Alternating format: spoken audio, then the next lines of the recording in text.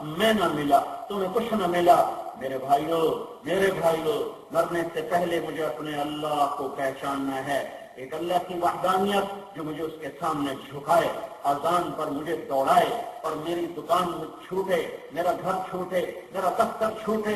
کہاں جا رہے ہو؟ کب بڑے کی پکار ہے۔ کہاں جا رہے ہو؟ کہ جس نے دکان دی ہے اسی نے بلایا ہے۔ کہاں جا رہے ہو؟ کہ جس نے زندگی دی وہی بلا رہا ہے۔ حیا حیا۔ اور زندگی گزر گئی عربی پڑھتے پڑھتے، کبھی خیال ہی نہ آیا کہ حیا کے لفظ پہ غور کروں۔ ابھی 4 مہینے پہلے اس لفظ پہ غور کیا تو میری حیرت کی پتلیاں پھیلی اور میں حیران ہوا، اتنا بڑا شہنشاہ، اتنا بڑا بادشاہ، اس کے بلانے میں ہیبت ہوتی، اس کے بلانے میں رعب ہوتا۔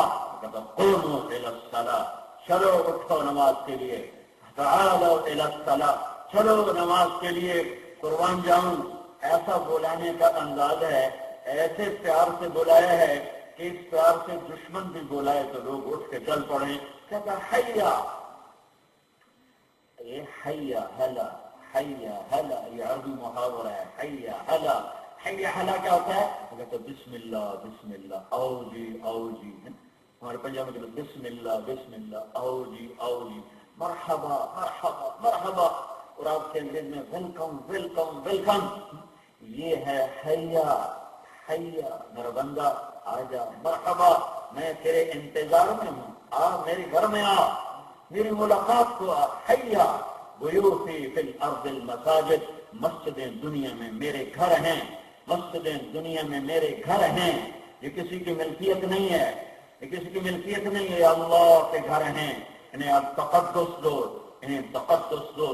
مسجد کو سیاست کا اکھاڑا مت بناؤ، مسجد کو سیاست کی جگہ مت بناؤ، مسجد کو سیاست کی جگہ مت بناؤ۔ یہ اللہ کا گھر ہے، یہ اللہ کا گھر ہے، یہ اللہ کا گھر ہے۔ اور میرا اللہ کہتا ہے بیوتی فی الارض المساجد، مسجدیں دنیا میں میرے گھر ہیں، میرے گھر ہیں۔ ہارون رشید نے اپنی بیوی سے کہا تو نے آج رات میرے ملک میں گزاری، تو نے 3 طلاق۔ پھر بعد میں سر پکڑ کے بیٹھ گیا کہ اب کیا کروں۔ علماء اکٹھے کیے کہ جناب ہوں کوئی راہ کٹو، جہاز کا ہے کوئی نہیں، کتنے وہاں، اب کوئی راستہ بتاؤ کیا کروں۔ ان کا ایک راستہ ہے کہ تیرے ملک سے نکل جائے پھر طلاق نہیں پڑے گی، اور ملک اس کا 3 براعظم میں، اب کہاں سے اس کو نکالے۔ تو پھر وہ کہنے لگا، تو پھر علماء نے کہا رات آئی گی طلاق پڑ جائے گی، کوئی بچنے کی صورت نہیں۔ تو ہارون رشید نے کہا کوئی ابو حنیفہ، امام ابو حنیفہ کا کوئی شاگرد ہے، ان کا ایک ہے ابو یعقوب، ابو یوسف، یعقوب نام تھا، ابو یوسف ان کا ٹائٹل تھا، وہ ایک ہے ابو یوسف کا، اس سے بلاؤ۔ وہ غریب سے تھے، دھوبی کے بیٹے تھے، باپ مر گیا تھا، ماں نے یتیمیں پالا تھا، ان کو دھوبی کا کام سکھانے بھیجتی، وہ جا کر ابو حنیفہ کی محفل میں بیٹھ جاتے۔ تو بیٹھتے بیٹھتے بیٹھتے اللہ تعالیٰ نے علم کا ذوق دے دیا۔ اب ماں آ کے کہتی ہو کچھ کما لے، تو کھانا پینا تو کیوں خراب ہونے لگا۔ تو ایک دن جب نہیں باز آئے تو آ گئی امام ابو حنیفہ کی مجلس میں، فرمان کہنے لگی بابا تیرا تو کام چلتا ہے، کھاتا پیتا آدمی ہے، کیوں غریب کے بچے کو ضائع کرتا ہے، کمانے دے بیچارے کو۔ یہ بات شروع سے ہے، کوئی دین پہ چلے تو بھوکا مروں روٹی کی تو بات۔ میں نے جب کالج چھوڑا تو میرا باپ مجھے ڈاکٹر بنانا چاہتا، میں تبلیغ میں لگا، پھر رائن چلا گیا، وہاں پڑھنے لگ گیا۔ تو میں آیا ایک دفعہ اپنے دوستوں سے ملنے لاہور، تو ایک ہمارا دوست تھا ظہیر، اس کا نام تاندلیاں والا، کبھی نہیں ملا اس کے بعد۔ تو ہم بیٹھے تھے، وہ new hostel government college Lahore کا، وہاں اس سے کہنے کا کیا کر رہے ہو، میں نے کہا میں رائمنڈ مدرسے میں پڑھ رہا ہوں۔ کہنے کا پھر روٹی کہاں سے کھاؤ گے، میں کہتا ہوں مولوی روٹی نہیں کھاتے،